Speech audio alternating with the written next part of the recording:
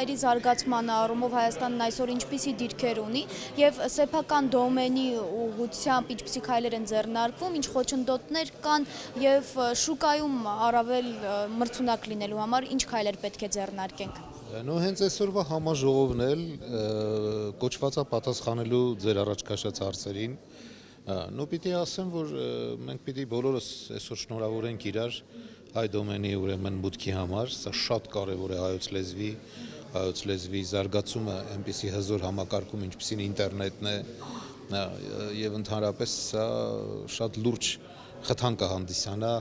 մի անգամ եւս Սփյուռքի ներուժը օգտագործելու Հայաստանի Հանրապետության զարգացման գործում։ Այսինքն այն մուտքերը, որոնք գալիս են հանրապետություն, կկրկնապատկվեն արդեն հայատառ հայալեզու ուրեմն ինֆորմացիայի պայմաններում։ Խոչընդոտները համահունչ են բոլոր պետությունների առաջ եղած խոչընդոտներին, որևիցե առանձնահատկություն։ Հաշվի առնել, որ շուկան լայնն է, իսկ մեր դիրքերը, այսպես ասած, նոր ենք սկսում ամրապնդել, մասնավորապես դոմենի մասով։ Դիրքերը ինտերնետ հանրությունում շատ լավն են։ Տեղեկատվության առումով մենք Freedom House-ի ուրեմն ուսումնասիրություններով ես արդեն իմ ելույթում ասեցի, որ մենք 28-րդ տեղում ենք, դա Հայաստանի համար շատ լուրջ նվաճում է։ Մենք որևիցե արգելք դրսից մտնող որևիցե կայքի նկատմամբ չունենք, անգամ շահումով խաղերի կապակցությամբ այսպես սահմանափակումներ դեռ չունենք, չնայած ուզում ենք որոշակի օպերատորներին այսպես հանձնարարել, որպեսզի ֆիլտրային գոնե ինչ-որ պրոցեսներ արեն, որպեսզի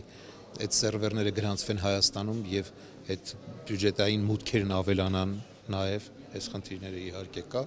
բայց ընդհանուր առմամբ ես կարծում եմ, որ մենք շատ ճիշտ ուղղությունով ենք շարժվում եւ ինտերնետ հանրությունում մենք մեր տեղը իհարկե ունենք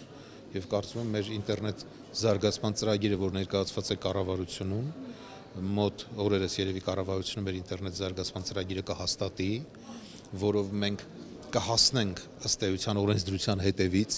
որովհետև ինտերնետ գործունեության պրակտիկան ավելի առաջ է ընկել, քան թե մեր օրենքները։ Ինտերնետ կառավարման շրջանակում շատ կարևոր է նաև անվտանգության վերահսկում։ Անվտանգության մասով ինչպիսի քայլեր են ձեռնարկվում, հաշվի առնելով նաև այն, որ հակառակորդի հետ մենք ունենք նաև տեղեկատվական պատերազմի լայն դաշտ։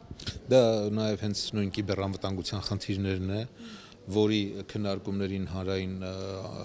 միջազգային առումով մենք շատ ակտիվ մասնակցում ենք եւ հենց այսօրվա համաժողովի կետերից մեկը, սեսիաներից մեկը նվիրված է այդ հարցին, անվտանգությանը։ Այսինքն մենք այնքան ենք կարևորել, որ առաջի մեր ինտերնետ համաժողովում մի սեկցիա նվիրել ենք անվտանգության հարցերին։ Նաև նկատի ունեմ Ադրբեջանի կողմից տեղեկատվական ոտնձգությունների մասին։ Այն Ադրբեջանի, ընդհանուր առմամբ, ինչի միայն Ադրբեջանի, մենք պիտի կարողանանք ուրեմն մեր ինտերնետ կառավարումն այնպես կազմակերպել, որ կանխենք ուրեմն որևիցե ոտնձգություն մեր հանրությանը խեղաթյուրելու կամ ոչ ճիշտ տեղեկատվություն ուղարկելու համար։ Հենց այդ խնդիրներն էլ այսօր քննարկվում են։ Այսինքն այս ֆոնի նկատի ունեմ լարվածության ֆոնին արդիական է նաև տեղեկատվական պատերազմի խնդիրը։ Իհարկե, շատ արդիական է, շատ կարևոր է եւ մեր ինտերնետ հանրությունը, նաեւ միջգերչական հանձնաժողովը կանի ամեն ինչ, որպեսզի մինիմումի հասցվի։ Հասկանում եք, ինտերնետ տարածությունը տեխնիկապես սահմանափակել հնարավոր չի։ Ասում եք միշտ էլ կգտնվեն, դա շատ հզոր ուրեմն պիտի սարքավորումներ եւ մեծ ֆինանսական ներդրումներ անես, որպեսզի կարողանաս արգելափակել որևիցե ուրեմն սերվերի մուտք Հայաստան։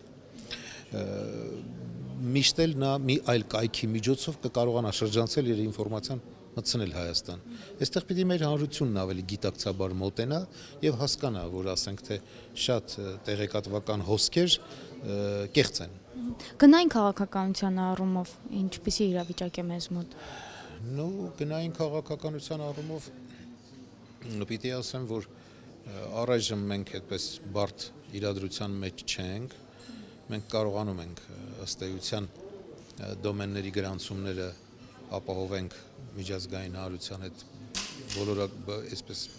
փոխշահավետ այսպես պայմանավորվածության գնային քաղաքականության սահմաններում եւ ես կարծում եմ, որ մենք այսօր այդ առումով այդքան մեծ խնդրեմ չունենք։ Իսկ մրցակցային առումով, մրցակցության մասով, որովհետև խոշոր ընկերություններ այստեղ եւս կան, այսինքն ինտերնետ միջավայրում ինտերնետ սպասարկող խոշոր ընկերություններ եւս կան, այդ մասով ինչպիսի իրավիճակ է, ասացիք ինտերնետ տիրույթը ազատականացված է, բայց կան նաեւ, այսպես ասած, խոշոր խաղացողներ ինտերնետ դաշտում եւս։ Դե գիտեք ինչ, հիմա մեր բջջային օպերատորները բոլորն էլ ինտերնետ դաշտում կան եւ պիտի ես ուրախացուցիչ փաստ ասեմ, որ մեր Ucom ընկերությունը բավականին ակտիվ աշխատում է այդ ուղղությամբ։ Մրցակցային դաշտ կա, կարևորը սա է, եւ ըստ էության մեր բոլոր օպերատորներն էլ ինտերնետ ուրեմն կառավարմանը ակտիվ մասնակցում են, ինտերնետ ինֆորմացիային ինտերնետ դաշտում կան։ Այս կապակցությամբ ուրեմն մրցակցություն կա։ Հենց բջջային օպերատորների ակտիվ մրցակցության պայմաններում էլ գնագոյացումը գնում է նվազման ճանապարհով եւ գնում է նվազման ճանապարհով, փառքասը։ Ինտերնետի կառավարման ֆորումը դա բավականին նոր ֆորմատ է միջազգային։ Իմաստը այն է, որ կան հարցեր, որոնք հնարավոր չի լուծել հին ձևերով, որովհետև աշխարհը այնքան է փոխվել, որ այն հին օրենքները, հին ավանդույթները եւ այլն թույլ չեն տալիս լուծել ինտերնետում ծառացած խնդիրները։ Պլյուս դրանք նաեւ սահման չճանաչող խնդիրներ են, դա բերել է նրան, որ մի կողմից համաշխարհային ինչ-որ ֆորմատներ են ստեղծվել այդ հարցերը քննարկելու, բայց մյուսը այն է, որ ինտերնետը իր հետ բերել է ինչ-որ յուրահատուկ ազատություններ, այսինքն օրինակ ինտերնետը չի կառավարում, հա, ինչ-որ առումով։ Բայց մյուս կողմից ինքը չի կարող լրիվ անկառավարելի լինի, որ քաոսի չվերածվի, դրա համար յուրահատուկ մի մոդել է ստեղծվել, որը կոչվում է բազմաշահառու մոդել, երբ ներգրավում են բոլոր շահագրգռված կողմերը։ Այսօր դրանք մի քանիսն են, դա պետություններն են, կառավարությունները, քաղաքացիական հասարակությունը, գիտական ակադեմիկ ոլորտը, բիզնեսը, տեխնիկական համայնքը եւ այս ֆորմատը, այս ինտերնետ կառավարման ֆորումը, դա փորձ է բերել բոլոր այս շահառուներին մի հարթակի վրա, որպեսզի քննարկվեն այդ հարցերը, որովհետև կան երկրներ, որտեղ պետությունը միանձնյա է որոշել լուծել այդ հարցերը, այսինքն եթե ինտերնետում ինչ-որ խնդիր է առաջանում, պետությունը ինքնուրույն որոշում է այդ հարցերը լուծել։ Հայաստանում բարեբախտաբար գնացել ենք բազմաշահառու մոդելով եւ այս առաջին փորձն է բոլորին բերել իրար հետ նստացնել պետությունը, բիզնեսը, քաղաքացիական հասարակությունը, որոնց շահերը շատ հաճախ լրիվ հակառակ ուղղությամբ են գնում եւ այդ քաշքշոց եթե չլինի, սխալ ուղղությամբ կզարգանա ինտերնետ։ Ցանցը զարգանում է յուրահատուկ ուղղությամբ, այսինքն դադարում է լինել զուտ ինչ որ մարդիկ նստած ինտերնետում իրար հետ չաթվում են։ Փաստացի այսօր ամեն ինչ միանում է ցանցի։ Դա մի կողմից կոչվում են իրերի ինտերնետ, մյուս կողմից օրինակ կա մոտեցում, ասում են ամեն ինչի ինտերնետ, հա, վերջը այսօր